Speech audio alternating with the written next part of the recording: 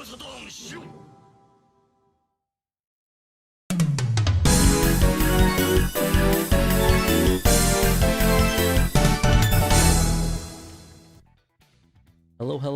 and welcome everybody to the newest episode of the SHIRO Show. Hi everyone, welcome. I'm Pat. This is Danthrax and Saturn Dave. How's it going? Good. How are you, Pat? Doing all right. Like just getting stuff up. We definitely will explain the top thing in a second. Thing above us in a second. Got a big show. A lot to talk about today, and it's gonna be kind of abbreviated. Yeah, we're gonna Pat and I both have to go to sporting events. Yeah, we have our respective sporting games. But ironically enough, both of them Arizona based. Yeah, true. yeah, true. Okay, Analog Black Sheep. We got Wiener Bob. We got Neil Henderson, Tales of Saturn, Pudgy Bunny, Paul Bort in chat. Captain Hawden, David Zaney, Raiden.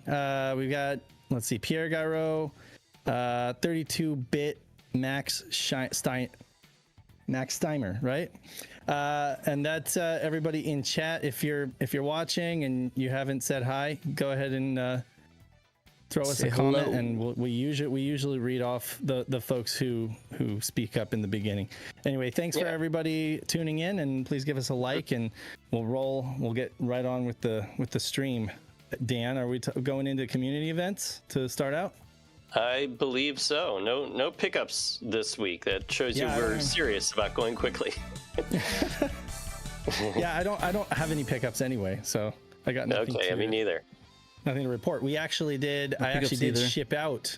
I shipped out 3 modem kits to folks so hopefully those will go out and people will get set up online, and they'll be awesome. Joining the NetBand League. So that's good. So we have a QR code floating above Pat's head. Kind of on the top funny of story. the I mean, thing. it's not funny, but I mean, it is an ironic story. Our buddy Mel, Sega Lord X, put up on his personal Facebook that, his sister's battling cancer again, and that his mom has declared bankruptcy, trying to fight it. He's going through a lot of financial difficulty, and he started selling off his game collection to try to fund it. And immediately, like, everybody in SHIRO leadership were like, we got to do something. I mean, this is our longtime friend and brother. Been on multiple SHIRO casts, and we love him. Love and the work that he does. on every single video he does. Like every single video. This is true. We're in the credits. So I mean, we decided, and I reached out to him. I mean, he sleeps in late, because he stays up late. But I reached out to him via text and everything. It was like, okay, if you're not going to do it, any kind of any kind of GoFundMe or anything like that, can we like raise some money for you? And he came back saying, like, honestly, anything would be so helpful. I didn't want to ask, but that would be great, and I wouldn't say no. So we went ahead and opened up a little campaign via our PayPal account where you can just donate anything you want to help him out. And we set an arbitrary $1,000 goal because I think that might be reachable, And then subsequently, he had such an outpouring of support on his Facebook that he decided to go ahead and open a GoFundMe. So, I mean, you can give to either. It's going to get to him no matter what. I promise you. Folks are leaving a lot of condolences and regards in our donation campaign, and I'm going to forward all of those messages to him along with the funds. When whether we reach that $1,000 goal or not, it doesn't really matter. With PayPal, it's just an arbitrary goal that you're kind of working towards. So even if we only raise like $500, we're still going to forward it on to Mel, and hopefully it'll help. And hopefully it will represent the SHIRO community and the solidarity that we all, have big respect for Mel, and we love him. So hopefully he'll see that as kind of a nod from SHIRO of support. Exactly. We're all here for him. Like I said, we have both the links in the chat. If you want to donate, definitely if you are part of our Patreon, you guys want to give that. If you want to pause it for this month, you can more welcome to put that towards Mel. We would love that. Appreciate that. True. You can do that. You can actually, through our website under support, there's a link there. It's in the description. There's a QR code, so you can find that pretty much everywhere. But yeah, if you want, you can go direct and just give directly to Mel. Either way, it doesn't matter. We just want to support him and let him know that we love him. and that people care, you know. Yeah, because he doesn't really do a lot of social media stuff beyond Facebook and actually probably beyond Facebook. So I think we're trying to reach out to his fans that aren't exactly on Facebook, because it's not really a live format, a really lively social media as per now. But we just want to make sure that everybody's able to contribute that want to. We both made really good strides. Like, he's already 10% towards his goal on his GoFundMe, and then on ours we're as of right now we're about 30% on ours. Oh wait, where is that link, browser. Pat? Where is that link? Because I don't see it in the description. In the chat. It's in the chat. Oh, okay, it's in the chat. Got it. Okay, I got you. Cool. Sorry, I keep pulling out the. Yes, so sorry, I hit the wrong link. But yeah, no, if you it'll hit the donation. I'm trying to get the link. I think I got the donation link, but I'm trying to pull up the actual. Is that the right campaign? Oh, okay, or is that like the old link? Oh no, that looks like the old link. Hold on, let me go get it. Yeah, I'm gonna try to get it. I might have sent the one wrong you put in chat is correct. The one you put in chat. Okay, the one in is chat's correct. correct one. Okay. There you go. Yeah, there I might have hit the wrong one. My bad. So yeah, we're about 30% there. You guys are amazing. We just started it today, and 30% to literally the goal. a couple hours ago. So yeah. Anyway, thanks to everybody who's donated, even just a little bit. And I know Mel really appreciates it. I was like, do you want me to shut this down? And he's like, honestly, no, it's your call, whatever, but I'll appreciate it either way. So it doesn't matter where it's coming from, as long as and we hope that his sister pulls through too. Yeah, of course, we hope that she wins her battle again. She was already cancer free. Gosh, it was already like 2 years ago, and then now it's back. And then they exhausted pretty much all their funds the first time around. Now his mom's pretty much gone bankrupt, and like I said, had to file for bankruptcy, and now he's having to kind of go to the. I know he's still putting. I think he's putting some of his collection up online or on eBay or whatever. Yeah, it's not like an Xbox Series X. Yeah. So anyway, that's go to his Facebook if you can, and just let him know you're thinking about him. I know that would mean give him a lot. Good thoughts, or send him messages on Facebook or whatever. Or give him like all the love you guys can, because he needs it in this time. I definitely, as with family that actually went through cancer, I definitely get that. It's a tough time. Yeah. And it's crazy, like how we just lost last week. We just lost one of the game chasers. I'm having a brain fart now. But yeah, so we had, it comes up quick, and it can completely take you out. It's very hard. So we just our thoughts are with Mel and his family, and we definitely want him to know we care. Yep. What is Billy what's from next the Game on Chasers? Billy. Oh, wow. Yeah, that's right. Well, got some really good donations in the last minute from people who watched the show. Thank you, everyone. Thank you very much. We're already almost 40%. Thank you very much. Shout out everybody on here. Paul Bort looks like he donated 77, so thank you very much, Paul. It is very generous. Whatever the PayPal processing fee is going to be, SHIRO is going to cover it, so all this money is going to get to Mel. Yeah, there'll be 100% of the money of whatever the end total was. We'll pay for all the fees, and we'll get that sorted, so that way they don't have to worry about any missing money stuff. I know that's always weird with these processors, but we just want to make sure that they get the max amount of 100% of 100% of the money. So, what else do we have to discuss before we get into the news? We have the community challenge. We're in the last days for our September community challenge in Dark Savior, and I believe we have some updated standings to show on screen, right, Pat? Yep, it should be right here. We have the best. We have a few best times going on. So far, it looks like the Marathon of Death we're at, right? Looks like we have Notorious VDP first with 18. Was it 18 minutes? It's crazy. 18 minutes. Private Eye with 18. It's like a tie between the Private Eye and Notorious VDP at 18 minutes. Red Ninja at 19, and then Worldly Bear at 23 seconds or 23 minutes. That's 23 seconds. Oh my god, that'd be fast. That would be hacks. Yeah, we're gonna have to. Veil Titans gave us $2. Thank you, Veil Titans, for the $2. Much appreciated.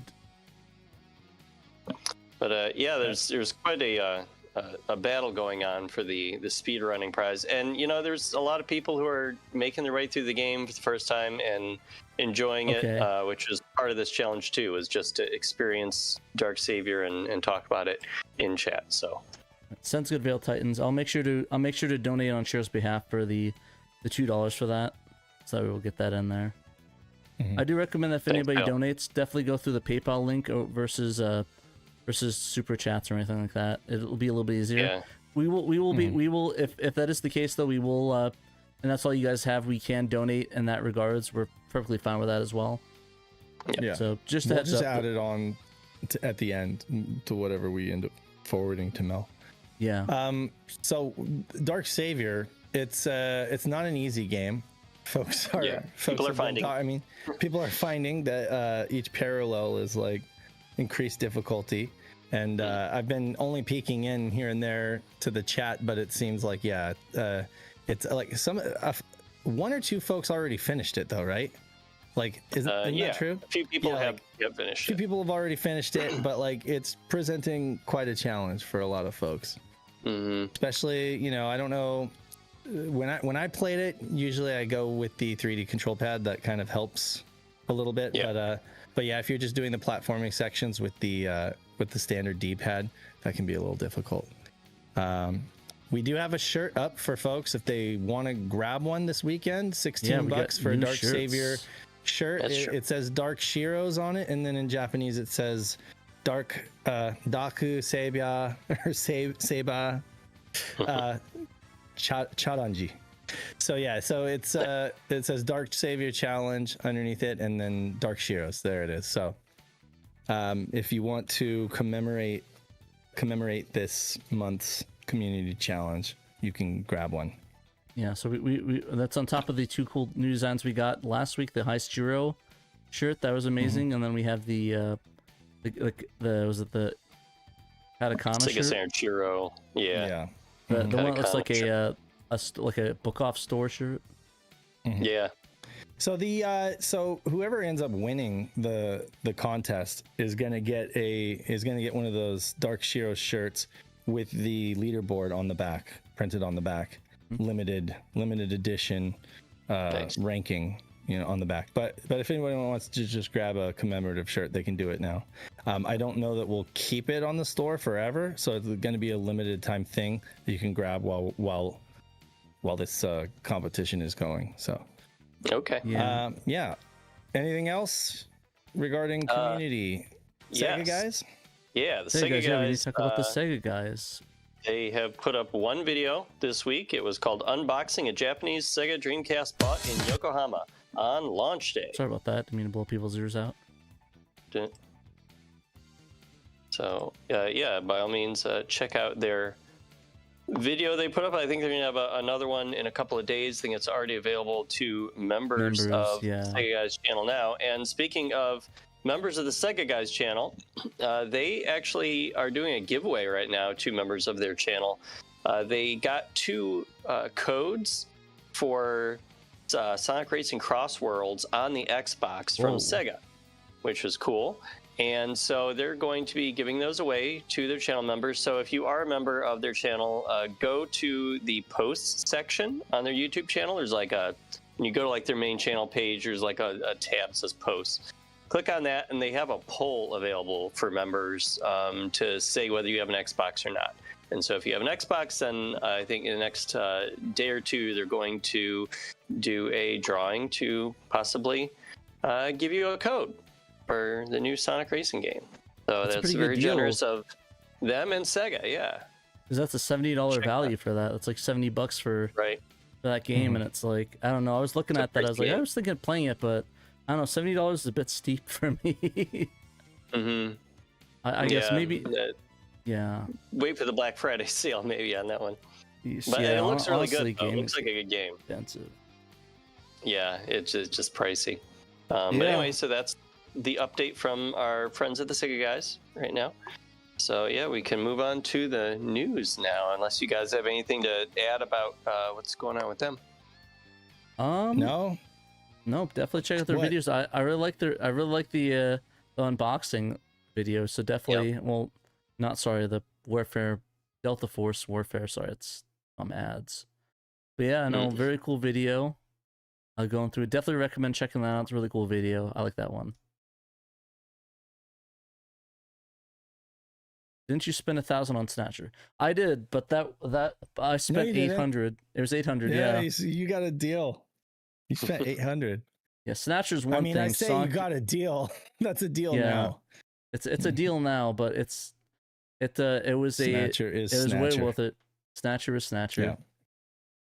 Snatcher is Snatcher. I mean, you'll get another $800, right? But there's only so many copies of Snatcher out there, unless we're talking about. Can be plenty of copies of Sonic Racing for a while, so time to get a copy of that. Right. Plenty to go around with that. Okay. So what do we got? Chill. We did that. We did. Under the Microscope is our first story this week. Right. For Cotton, Boomerang, and Terra Cresta 3D. He did a 2-for-1 this week. Nice. Yeah. Alrighty, so I can go through that. So Cotton Boomerang has a well-known cheat code that grants you extra options, and he found it by adding a couple buttons to it to unlock more bonus items. And Terra Cresta 3D also is a well-known cheat code that gives you extra lives. I did not know that either. So, looking at content, at the start button, you press the press start button screen. You hold X, Y, Z, and you press the A and B button, and this rest of this combo. That's quite a bit. And then you release all those, and then if you get it right, you'll see the training mode is an option, and you'll see free play and sound will also be added to as an option. Always like free play. I'm pretty bad at games, so free play is the way I play. Personally. It was reported on a few cheat sites. Cotton Boomerang is a particularly tough game. It's much harder than Cotton 2, in my opinion. It's a little bit more fun, though, weirdly enough, too. Yeah, you're looking at it, you can find the art gallery, apparently, too. So if you hold L and R, you can unlock the extra pictures in the art gallery. See, holding like L, R, X, Y, Z, and honestly, it's really cool. I think they have some of this in, they have some of it in, it's like storyboards, but I think they also have some of that in the special edition of Cotton Boomerang, if you get, like, the special edition, I think. You can get that. He goes through the technical detail here. I won't go through all of it. Yeah. But essentially, it's just the timed button presses and stuff like that. So you guys can check out there and look at the specials and extra replays here. All those options, I guess. If you want an easier way to do that instead of entering a code, it'll be easier to do that. And then Terra Cresta 3D. That's good, Malenko. Thank you very much. Sending a super chat to Mel. So Terra Cresta 3D. Some Japanese cheat sites have a 99 lives code for it. You just have to enter the sequence on the mode select screen ZZXXB. You'll see continue option pop up. Less well known is that after entering the code, you can press Y to change the starting stage. And then when you begin, you'll have 99 lives. So if you're bad at shooters like me, you can easily breeze through it. And then he goes down here for the lives. Yeah, 99 red balloons too. 99. Anyway, that's awesome. Cool. Yeah, with these shooters, with these kind of games, you usually, I noticed that he usually does like a twofer, right? You know, because that way you have. Yeah, I mean, if it's less to it. Yeah. If there's a smaller revelation, I guess, with a particular game, he'll try to pair it with another game that has like a similar discovery he's made. So these are two shooters and these are two cheat codes where they were already known, but then he found like an extension of that cheat code to extension cheat codes unlock cool. even more. Yeah, so that's kind of interesting that there were like people didn't have the entire cheat code to get all of it, you know, and he found there was a little bit more that was still secret to this day. So yeah, it's a good little theme there. Man, somebody down the street or something did a crazy burnout, and it smells like geez. So bad. Are you sure that's just not? The tire smell is coming in. I'm pretty sure none of my stuff is burning. I'm pretty sure none of my stuff is burning down. It literally is like somebody like burned out. Anyway, Yes, I'm in my garage and it's hot, and I have the door open. So, but anyway, I think the party just didn't want but we can't smell anything, so he didn't have to say anything at all. I didn't have to volunteer that information. No, you didn't. Anyway, moving on. Proud. He's very proud about that. Yeah. Moving on. What do we got? Proud of your accomplishments. Magic Knight Rayearth has been translated into Portuguese by Team Sakura Brazil. This is a story by Double Dime. Anybody want to take this one? Sure. You know what? I need to get the browser open if I'm going to do this. Let's see. Double Dime. Yeah. Thanks, Double Dime, for writing up this article, by the way. Yes. And thank you to Team Sakura Brazil putting out a new Portuguese translation. There aren't enough of those. Yeah. Late last week, Team Sakura Brazil released a fan translation for Magic Knight Rayearth, making the beloved Saturn exclusive action RPG fully playable in Portuguese. The patch can be found here in the link. And there is a video here that Pat can play. I don't know. Yeah, I just played it. Basically, it's this really cool recreation of the commercial where they're adding subtitles and interchanging the game for the Portuguese version of it. Okay.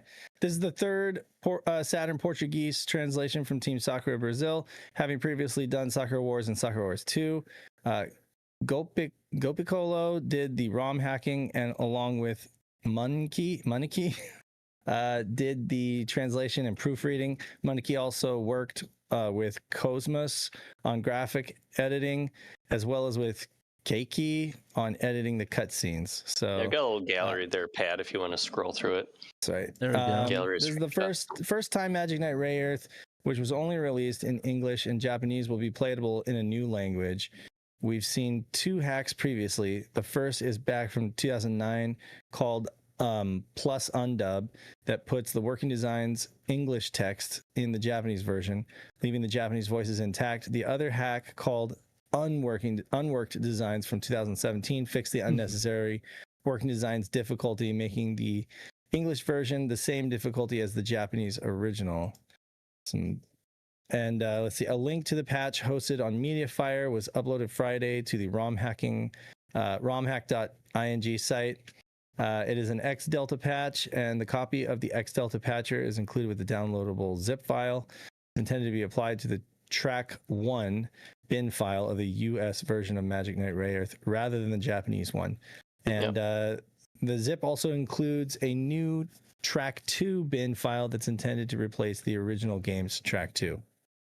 Yeah, so it's kind of a weird setup with this one. It's not as simple as just, here's an SSP file, go wild on track 1 and then you're done. This is like, you have to make sure you're using the USA version, not the Japanese. You are using this X-Delta patcher on track 1 and then replacing track 2, which comes with the patch. So yeah, it's kind of weird. It also comes with a Q file, although it's kind of unnecessary because it's identical to the Q file that comes with the game. So I guess they just did that for completion's sake.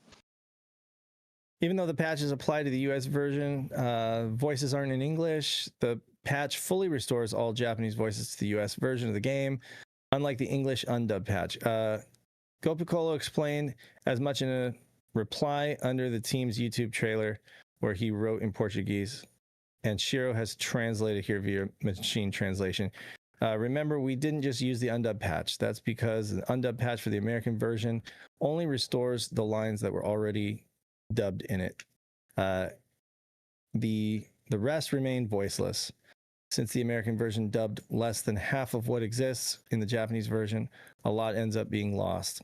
Our translation, on the other hand, brings back the voices in all the undubbed lines from the Japanese version. Yeah, I think that what they're essentially saying is that they're adding subtitles to the... So they got the Japanese voices and the videos, and they actually subtitled them, so all the stuff that was missing has been inserted in terms of subs and stuff like that. And I'd love to see this for the undub version, because the undub version doesn't have subs at all. It's just everything's in Japanese, which is kind of a pain. Especially if you like the story, so hopefully they'll fix that one day. I don't think the unworking design does that. I think unworking design does that as well. Hold on, I need to... You just gotta get good, Pat. You just gotta learn Japanese. Jeez, I'm already still going through German. It's easy. No, it's... It's very hard. I mean, it's not hard. It just takes time. That's all. You got time? Do they do motion designs? No. You got like a lifetime? You can learn another language.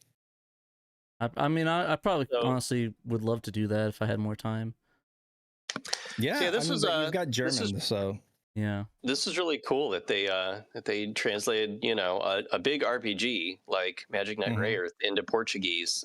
You know, RPGs are definitely a much larger effort to undertake with a translation than, you know, something like you know, most fighting games or something like that. So I wonder if Stika would be interested in doing like a compilation video where he reviews like all of these Portuguese translations. I think that would be cool. Yeah, I'm surprised he didn't do a video on the first place. This seemed like it would be right up his alley. Maybe he doesn't know about it. We need to add him or something. Yeah. I'll send he needs him a message. to be paying more attention to our social media and our website, obviously. There you go. I'll add him. Let him know I'll see if I can add him later and let him know about it. He might find it interesting. Wow. Time Commando # Best of Saturn. Those are two things oxymorons. That don't go. It's like I wouldn't want people to get the wrong idea, but people are probably going to get the wrong idea. #WhyIsThisOnSaturn. He's always explained that he's just going to do every game for this Best of Saturn series, but like seriously, this is a really, really bad game. It is stretching. Have you guys played it? Credulity. No, I haven't. Oh my God, I mean, this article did not sell me on playing it. Yeah, no, it's close to like, it really is close to like the Crow levels of bad. Oh, wow. You know? Yeah, it plays terrible on Saturn. I don't think it plays that much better on PC or PlayStation, to be honest with you, but it's better than it is on Saturn. But yeah, it's kind of, you know, One-Eyed Jack, you know, that kind of level of bad. Anyway, go ahead. Who wants to read this one? I can read it, I guess. Go ahead. I don't read too many Peter articles. So Peter wrote, the 1998 Japan-only Saturn port of Time Commando sees you taking on the role of Stanley Opar, a special forces soldier thrust through various time periods with a goal of finding and destroying a computer virus. What a name. Fight 3D enemies. Yeah, I know. It's quite a name. Fight 3D enemies using your fists and weapons appropriate to each time period to secure the victory. The 3D models are overlaid on pre-rendered backgrounds linked by FMVs for that special 90s look. Mechanically, this is most similar to the Crow, and it looks and controls about the same. So he made the same Crow comparison that you did, Dave. This game was okay on the PC and PlayStation, but took a visual and frame rate dive on the Saturn. Oops. #WhyIsThisOnSaturn. And he didn't put, when he originally posts these on Facebook, he usually puts #BestOfSaturn or #BestOfSaturn. Yeah, this time he didn't. He put #WhyIsThisOnSaturn. So I had to because I put these on the website usually, and I PM'd Peter. I'm like, do you want me to put this under #BestOfSaturn, or are we starting a new series? Why is this on Saturn? Why is this on It should be. He said, no, you can leave it Best of Saturn. So I did, but I left his hashtag kill it with fire. Wow. Seriously, it's bad. It's even you know, even if you watch like a YouTube video of it, you'll feel like you lost that time. You know, it's that. It kind of looks like the old Windows 3D Movie Maker things, where it's like the animated ones, where it's like a really crappy 3D cutout. I don't know if anybody remember those videos. There's this one video on YouTube called "Grandpa Found the Car Keys." If you guys watched it, that's animated in that animation style. And it looks just like this. It's really funny. I guess something more accurate to compare it to would be like the original Alone in the Dark. So like the original Alone in the Dark on like for DOS and for 3DO, right?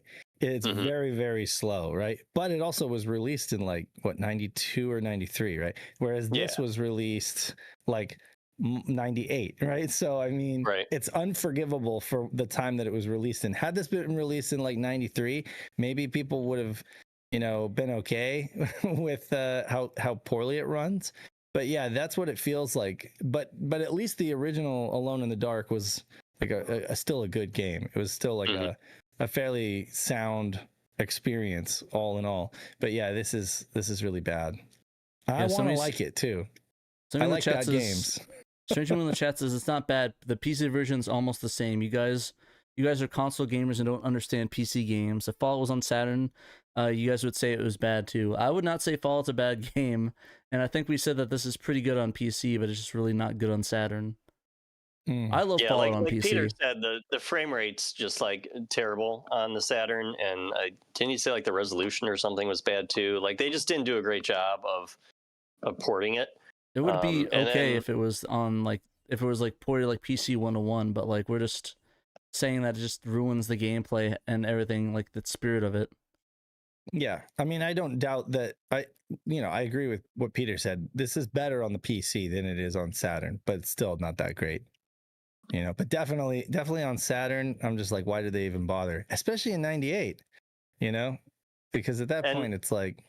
For the record, I'm definitely a PC gamer. I grew up with PC games from like the age of 5, and I had PC games in the home before I had a Sega Genesis or any other console in the home aside from like my dad's old Atari 2600. So no, I definitely appreciate PC games. Yeah. I do think that if shouts out to sorry, you go. No, who are you gonna shout out? I was gonna shout out Mega Race on the Packard Bell, my first PC game. Oh, Mega Race, okay. Yeah.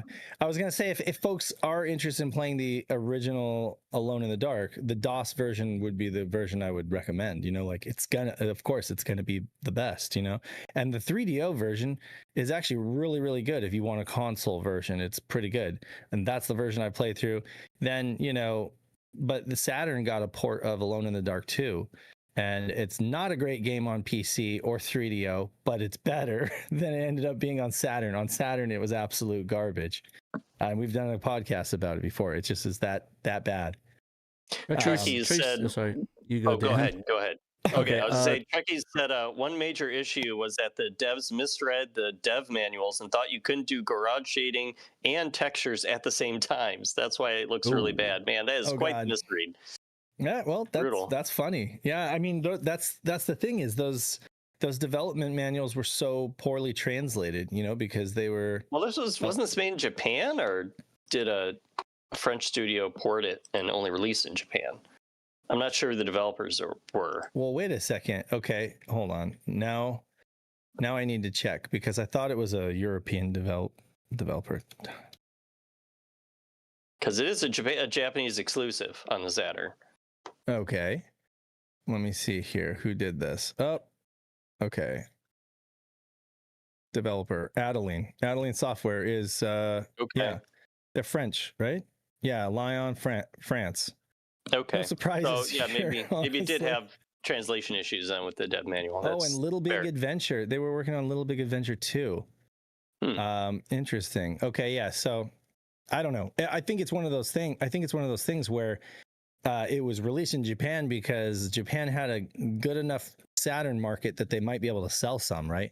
But they couldn't end up releasing it in the markets it was intended for because the Saturn tanked, in '98. So. Yeah. I'm surprised they didn't at least try in Europe because, I mean, there were still more games coming out in Europe for the Saturn than in North America, Misfire says, damn it, I can't get Ultraman to work on my Saru. And you wouldn't be able to, would you? Because Ultraman required a ROM cart and you're occupying that slot. There's like a version of it, right? Like a hacked version of it. Well, no, you can actually load it on the Saru. Like you just put the ROMs on there and that should work, I think, right? You could put the ROM cart. So yeah, I could have sworn there's a workaround. So there's 2 ROM cart games, King of Fighters 95 and Ultraman, and they require a specific cart, not RAM, but like ROM on the cart. And I believe the community has done some kind of like hacked version of those. So he may just have to go download the hacked version of it. Trekkie says the 4 megabyte patch will not work on Saru. You need to provide the cart ROM file on the Saru. So I guess your Ultraman, you need to have the CD image on there, and you need the Ultraman ROM cartridge file. Yeah, there's like a whole thing to do that. I think there's a tutorial to do that. Okay. And it really was like those were the earliest games where they were messing around with RAM expansion, and they hadn't figured it out yet, so they just decided to make a de facto cart where they would put the actual sprite data on the cart, but then it ended up being like a thing where you had to have that cart to play the game. Subsequently, they would put out the 1 megabyte and 4 megabyte carts where it would just read the data off of the disk and store it on the RAM cart. And so, and that's how Capcom and SNK did theirs. But yeah, so those Ultraman is cool, but I guess you have to have that cart. So bummer. Sorry, Misfire. You misfired. Right, well, let's move on to our next story. It's actually written by Pandemonium. Yes, Pandemonium. He took a look at the new footage released of the Panzer Dragoon Zwei remake. And he went one step further. We should play this video, Pat. It's really cool. He recorded himself playing Panzer Dragoon Zwei on the Saturn and put it side by side because it's just one complete playthrough of a level. It was stage 2, episode 2. There we go. And he has it side by side with the footage that they released of the remake. And man, it is a stark difference, guys. It is. I mean, the color. So besides, your first immediate reaction is you see it. The color is different, and you might say, well, that's not so bad. They can change things, I guess, if they want a little bit. But I mean, it totally changes the mood, I think. It totally does. Like you could do what's happening in the original game, what's happening on the left in modern graphics and still capture, but it looks like they've not even bothered to try, like they haven't tried to capture the same color palette. They've changed a lot of the way the models look and everything. And I just think, it's like, it doesn't really capture the same vibe. And of course, like with the limitations of the original, they really had to lean heavily into artistic tricks and just like making it very stylized and artistic. That always ends up being a problem when you have, powerful systems to work with and you're doing like an upgrade. You have to somehow capture that essence of what that art style was and bring it over. And we've seen that with games like Bomb Rush Cyberpunk or something, or like potentially the new Jet Set Radio that's coming out. And they're going to have their work cut out to do that too. But yeah, this just looks like kind of, well, it also doesn't even look it's not even the same area. It doesn't look particularly modern, right? It looks like a game from 10 years ago. Yeah, it also does look. That's the other thing. It looks like a budget. Yeah, whenever you get a game like this that looks like the graphics are from 10 years ago, it just look right here when he hops off the ledge. It looks like you are 10 miles up on the Saturn, and it looks like you're 200 feet up on the remake. Right, in the remake, it's a totally lost effect there. Well, yeah, honestly, because they use the fog there, right? Yeah. Because honestly, like I was saying before, is that it looks like it's just a different level altogether. Like this doesn't, like if you look at both the levels, it doesn't look the same. Like there's no, it looks like there's like the caverns are completely different. It looks like this is like in a valley versus a cavern and a mountain range. Also, the dragon's wings just don't look right. They look really Stumpy? Thin and kind of like turkey. Yeah, they look like turkey wings or something like that. I don't like hot wings. I don't like how weightless the steps of the dragon are in the remake. Like he looks like he has weight in the Saturn one. In the Saturn, look at the tail. Look at the tail, how it like whips around and everything like that. It was such good animation back then, and you look modern than the remake. Yes. Yeah.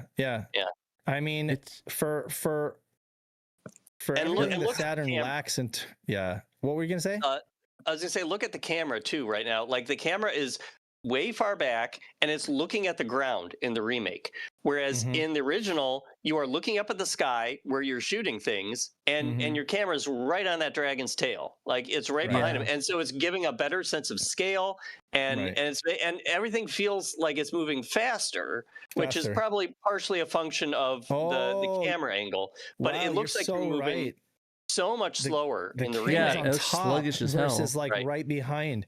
Yeah, I didn't the camera positioning really changes. Not just you're not in the action. The gameplay. The vibe of it. Yeah, it feels like you're not even in the action. It feels like you're just right. What's the point of playing a remake if it's just a remake for the sake of being a remake? If it doesn't add anything or bring anything new to the table or give you a better experience. Malenko just PM'd me and said the stream has frozen. Is it frozen for anyone else?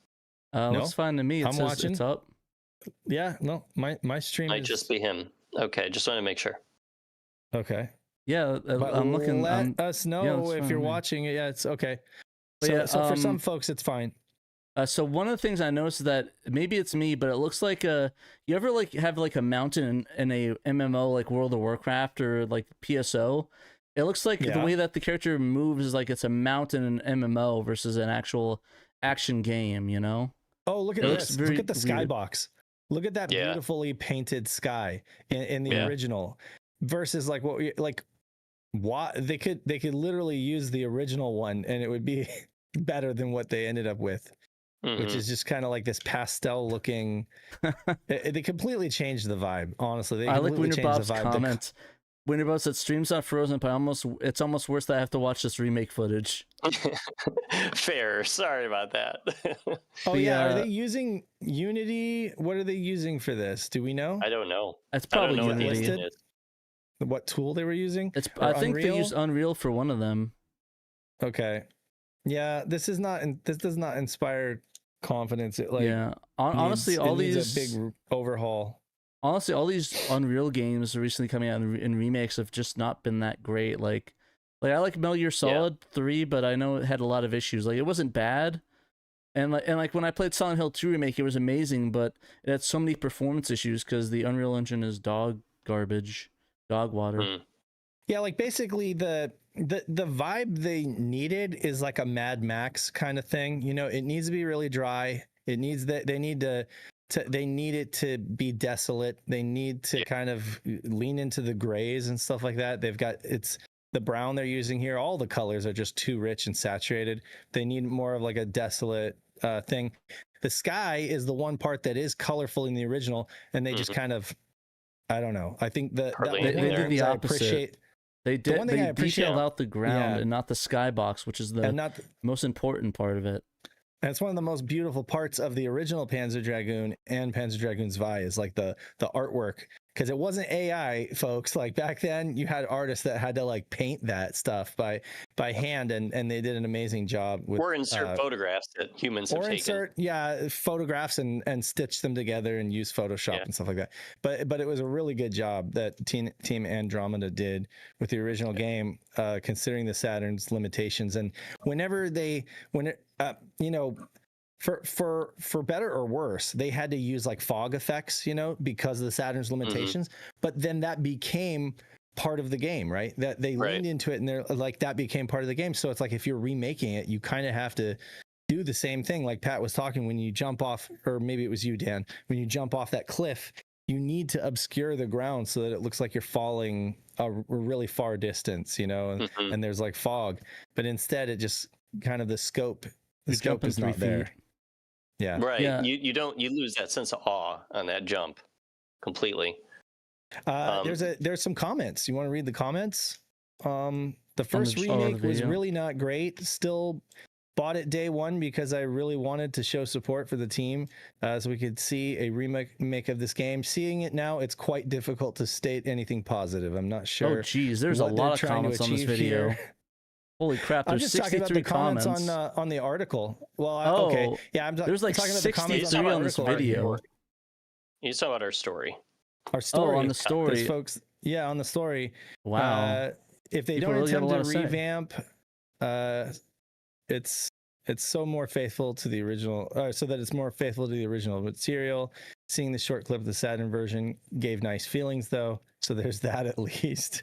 It looks like the devs listened to the criticisms about the first remake being too colorful and lacking the bleakness. Also, Roscoe thought that it's better, but I mean, thinks it's more bleak.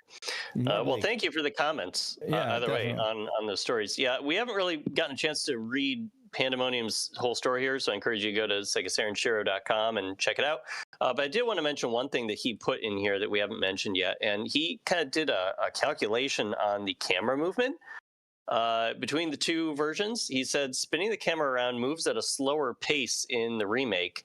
In the remake, a quarter camera rotation takes about 0.83 seconds.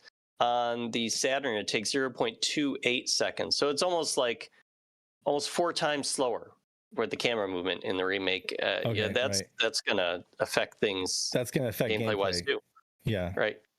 It's not going to feel like Panzer Dragoon Zwei, unfortunately, at least the way it's looking now. There's no release date yet, so they could have all the time in the world to fix this up after all the heat they're taking here, but yeah, we'll see. I mean, like, what's the point? That's the thing. It's like, I know that it seems like you have to remake everything, but it's like, if they remake Speed, you know, with Keanu Reeves, right? And I think they did. And Sandra Bullock, did they remake Speed? I could have sworn they did. There was a remake of Speed like a couple years ago. Okay.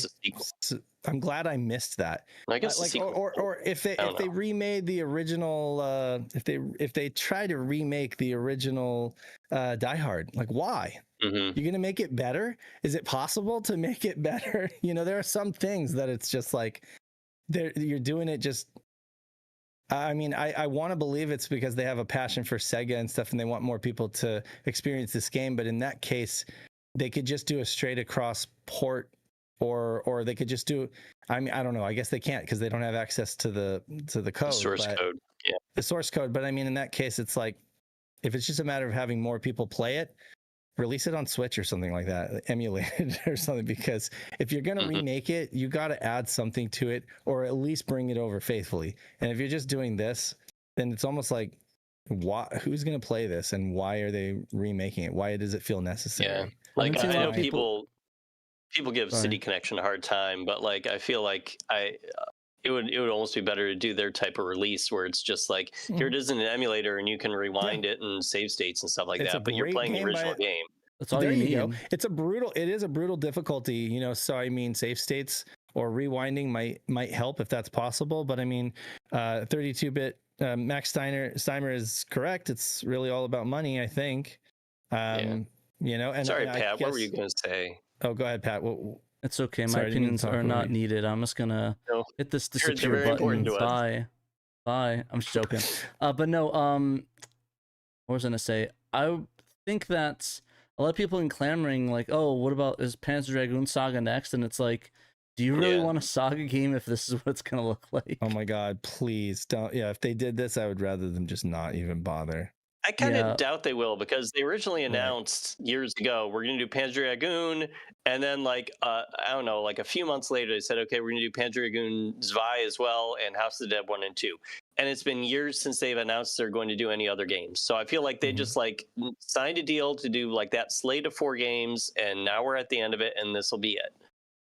Also, you know, they're playing off nostalgia. Folks can actually have nostalgia for this game. Not a lot of folks are going to have nostalgia for Saga, having not played it.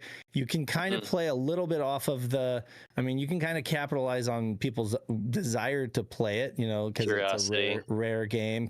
But that's not anything people can't do in an emulator. So it's like, I don't know if that's enough to sell 10,000 copies or whatever they need to in order to make this worth their while.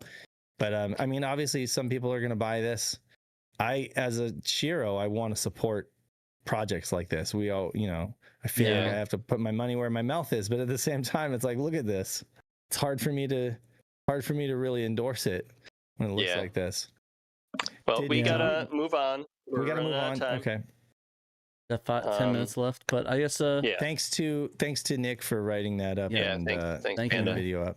My question is, do people want to watch us like play it at all, or I mean, I don't think people want to watch it. Yeah, let us know if you need to drop $70 on this game.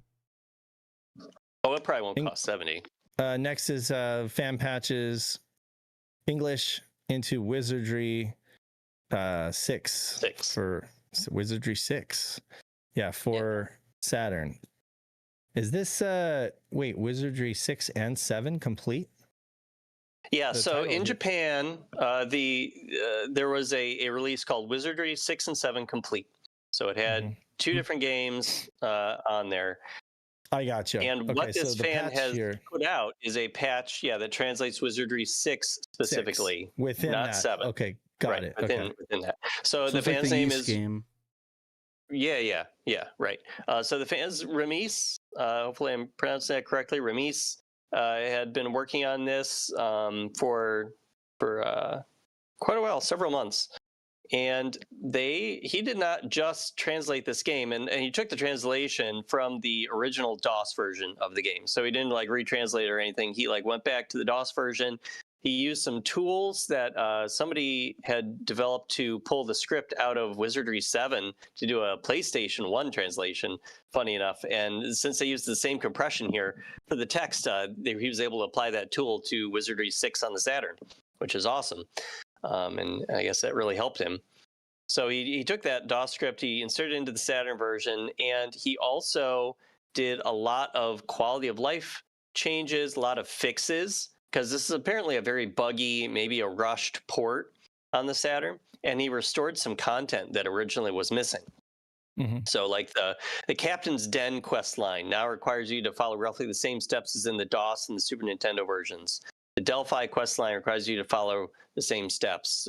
Some narrator lines are supposed to be shown after unlocking certain chests and weren't in this port at all, have been either partially restored or heavily adapted because of unresolved issues. See, the thing about like trying to adapt this game for a console port is that I believe the original version of Wizardry actually had you like typing things in sometimes, and you can't really do that on the console unless you're expecting everyone to have the Saturn keyboard, and not everyone did.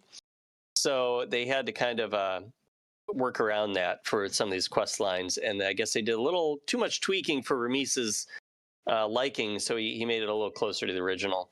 A lot of valuable, as he says, NPC lines were cut from this port, and he has restored them. Nice. He fixed the rest mechanic, not triggering encounters promptly and correctly in the event of an ambush. He removed a loud pop sound at the end of the exploration and rest tracks. He fixed Karen's dialogue, not automatically progressing after paying the transport. I'm just hitting up a few of these. He's got a whole litany of fixes here, which is awesome to see. And also, I do want to note that when you download this from the Sega Extreme resource page that he hosted it on, he put it up last Sunday. The zip file actually comes with two Sega Saturn patcher files. One of them says that it's the enhanced version. The other one doesn't say enhanced. It just says Wizardry 6. So the regular version is just missing. It has like all these fixes that I've mentioned and more.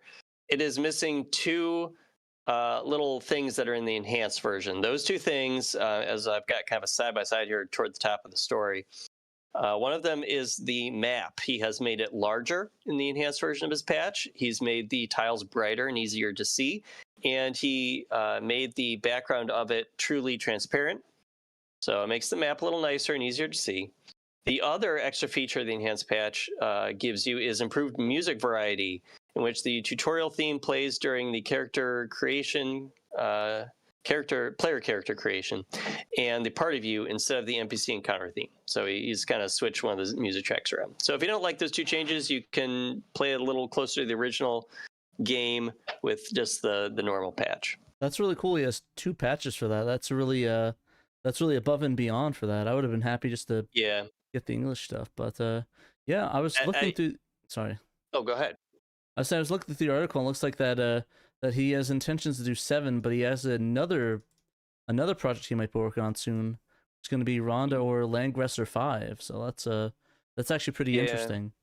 That's cool. He had originally wanted to do Wizardry 7 as well, but I guess he's kind of like worn out because he sees that like Wizardry 7 has even more problems with it. Yeah. That he would have to, he would not feel comfortable doing a patch unless he like fixed those. So he's going to take a little break, maybe look at, like you said, Rhonda or Langresser 5 instead on the Saturn. But he did want to do Wizardry 6 because it is kind of unique as far as versions of Wizardry 6, since it uses Wizardry 7's rule set. So there are more spells, more traps, and more skills. And the art style is reminiscent of 7 as well. So they kind of changed the art style in this particular port of Wizardry 6. So that makes it interesting for Wizardry fans to play through. No, I'm really excited. Cool. This amazing work that he's done on this game, and it kind of makes you want to try it out. I've always wanted to play a lot of those older PC RPGs. Mm-hmm. And when you do download this, check out the PDF that he included with it, because that thing went above and beyond too. He's got like not just a list of all the changes and fixes he made, but he has like a walkthrough. He has gameplay tips. It's awesome. He even has like content warnings, because there's some racy stuff, some difficult stuff that's in this game too that he wants to let you know about. So yeah, by all means, check that out too. If next up we've got our last article, Tomb Raider 2 fan recreation shows off dynamic lighting and new animations and more. This is, you just wrote this up, Dan, so take it away. Let us know. So Retro Raider right now looks amazing. It does. So Retro Raider upload at like 1 a.m. overnight. So Retro Raider John's been working on this for the better part of 3 years. He's been, and you may remember him from a couple of years ago. He headed up the project to put the 1998 PC exclusive expansion to Tomb Raider Unfinished Business on the Saturn. Well, now he is working to get Tomb Raider 2 working on the Saturn as well. What he's basically doing is taking the PC code and assets from Tomb Raider 2, and he is kind of inserting them and making them work in the Saturn version of Tomb Raider 1. He's just hacking Tomb Raider 1 to hell to get this to work. So he calls it kind of a hybrid engine. Oh, you saw the ending of the video. That's actually really cool. Like it's like this is what Tomb Raider 2 would have been like if they just used the Tomb Raider 1 engine. I kind of like that. Yeah. But I mean, he calls it a hybrid engine because he's had to like add a lot of stuff that was not originally in there. There are a bunch of like new states that Laura can be in, like climbing, like wading in water. And so he said he had to do that. He had to extend her saves or state slots because there were none left in the original game. And he also added another set of state slots for special animations like the detonator explosion animation.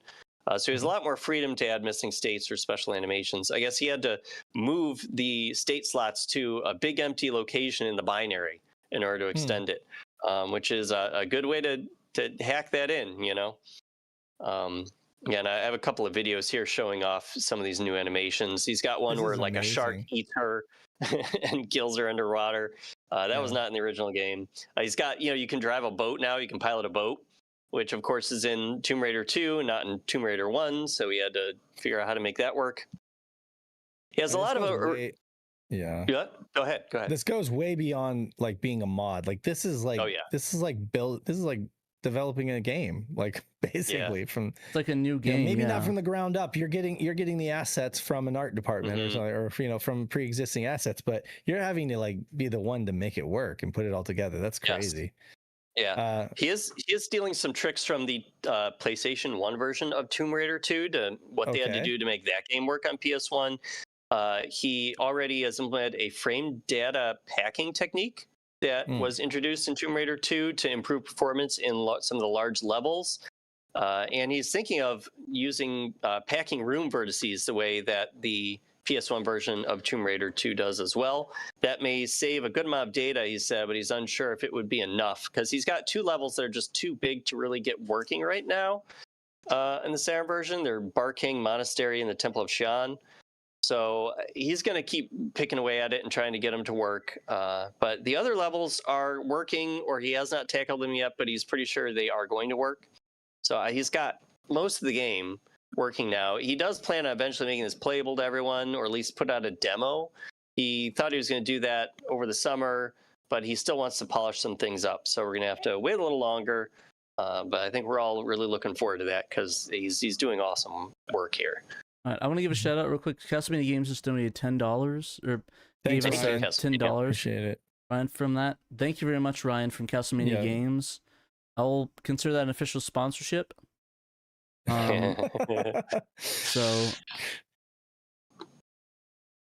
that's a question, Ryan. Do you want that to go toward us, or do you want to go towards the? You want us to put it towards the Sega Lord X donation? I just want to make sure. I don't think because our Sega Lord X donation from us from the SHIRO community is now over $450. So thank you, everyone. Oh, wow, thank you. We're almost halfway there. Doing great. Yeah. And anything you want us to shout? Castlemania Games, check it out. Yeah, go ahead. CastlemaniaGames.com. They got really good accessories. I can wholeheartedly endorse without because I shop there too. So Castlemania Games is a great resource. Let's get some sponsorship going, Castlevania Games. Yeah, $454. We're almost halfway to the goal, and this thing's only been up for a couple hours. So you guys just check awesome. that QR code that's up there above Pat's head. Excited. And you can donate to Sega Lord X to help with his sister's build. Yeah. He said he's sending it to us guys specifically, and he sent Sega Lord X separately. So that's for us. So thank you very much for on both ends. Appreciate it. Yeah. All right, well, this looks absolutely amazing. So that's awesome. I can't wait to play this. I'm sure Peter can't either. Yeah, I'd love to talk about it a little more, but we are out of time. I know you guys got to run, so we should probably name our generous Patreon patrons. Yeah, we can do that. So for those of you who donate at the $10 and up, we would like to read your names off live every week at the end of the show. We've got A Murder of Crows. We've got Anastasia Beaverhausen. I think I'm saying that right. And that's a new patron. So welcome aboard. Definitely. Oh wait, that's Orlando guy. They changed the name. Okay, well, thank you anyway, Orlando guy. Thank you for tricking me. Appreciate it. Then we got that's how you trick us. Yeah, we got Chris Piper, Daniel Fredrickson, we got Derek Pascarella, A-Team, Emerald Nova, Eva42, Fat Drunk Friend, Otaku, Gem Clash or Rank. We got Johannes Fetz, Lion Wing Publishing, Memphis, Normal Guy, Nutrageous, Paul Bort, Robert Ramsey, Rowan Dinked, Sega Steve, Shadow Mask, Stone Man, the Sega Guys, and Young Money Swee. Thanks everybody for supporting us at the $10 and up level. And to everyone else who supports us financially, we really appreciate it. Right now, you could forego your donation to us and give it to Mel. We really want to help him and his family. So that would be great too. And if you can't support us financially, that's fine too. I always say just join the community and give your time, because there are community events that you can be a part of, like the one we're doing, Dark Savior, this month. It's a lot of fun. You'd have a lot of catching up to do at this point, but you could still play the game, dip your toe in, and see what it's about. It's a great RPG that we don't, that people don't really talk about as much as some of the other ones. So I'm glad that it's getting its time in the spotlight. And feel free to grab a shirt from the merch store. They're all very affordable, $16 shirts made by a good company, and the shipping is fast. I was surprised by good artists too. We sent our winner was the SSG Sam Wise of the South, and I put in the order, and he had the shirt under a week, so it was very quick from New York. So T Public, I'm really happy with them so far. They do great work, and nobody's complained so far. So it was a good choice. I just wish they had download codes for our patrons. I wish we could do something like that for them. Yeah. Discount code, there's a potential. There is a possibility, and I need to investigate it. They offer like a thing, like a bespoke shop where you can have more granular control, but I think it's like an offshoot. So I don't think that it's actually T Public. So I have to investigate it, but that might be looming on the horizon. We might actually be able to do that. I just don't want to. I wanted to see how it worked out with them, and then now that I think that it's going really great. I think that we could probably look into that. We're through T Public. We'll send you a link in the chat if you guys want to check it out. How would you guys get your shirts set up? Your setup shirts? From T Public, definitely recommend them. They've been really good to us. Yeah, they got the YouTube integration. Their store is easy to navigate. They've got a bunch of different stuff that folks can buy, like pillows and totes and mugs. And the great thing is that the art uploading part is really easy, and they're always doing deals. It seems like every weekend everything is 35% off. So we don't really discount our stuff. They're in charge of that. Like, they're pretty much in control of that, but they're always discounting everything like 35% off. So it's like every weekend you can buy a shirt for $16, and that's pretty dirt cheap compared to like Threadless. At Threadless, I think it was $18 and that was with us putting like no margin on it. It was like $18 for a t-shirt that would end up peeling off within a year, because the design from Threadless was kind of shoddy. So I think this is better. It's a better deal. So I actually need another Saturn Girl shirt. My shirt's stained on me, so I need to get a new one. Wait, what? I think you got the Saturn Girl shirt. I got the Saturn Girl shirt, but then I guess I got a bleach stain on it, so I might have to get another one. Oh no! Oh no! It's like all orange in one corner. And it looks like I leaked pee on it. Oh god! Whenever I work with bleach, I have to just like have like a separate set of like white clothes that I work with. No, Slow. I swear it's Slow. When I swear it's bleach, it's not pee. Yeah. Jeez. Well, anyway, thank you for your support, everybody. Don't forget to donate to Sega Lord X to help his sister out with her medical bills. And thanks for watching and listening, everyone. We really appreciate it. This was another good week in the world of Saturn. Yep. Thank you for watching, guys. I'm gonna get the last episode up on audio. I've been really bad on that. I'm gonna get that up this weekend. But thank you guys for watching, and remember, you must play Sega Saturn. Sega Saturn. See you later.